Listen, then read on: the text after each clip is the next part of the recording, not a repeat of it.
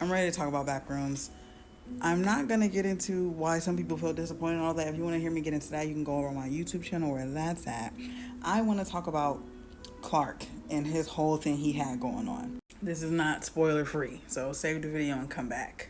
I was so fascinated and interested in Clark's whole story and him being an alcoholic and a failed architect and being divorced and sleeping at a store and hating having the furniture store and blah blah blah blah blah.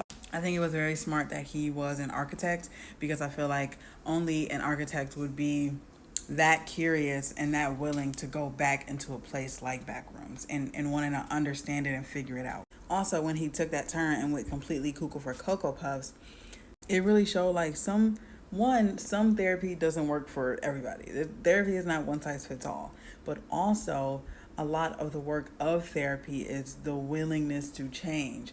And I think that his unwillingness to change, in addition to being in the back rooms for however long, in addition to his life not looking how he wanted it to look, all while this crazy stuff is manifesting in the back rooms. Oh, that was really so good. And it really frustrated me we got to his demise because his story was so interesting to me and Mary's was not. So when we got rid of him and we just kind of focused on Mary, that's kind of when I was out for the count. But Chiwetel Ejiofor and his ability to be insane, it's so good. And I knew that even if I didn't like this movie, I was gonna like his performance.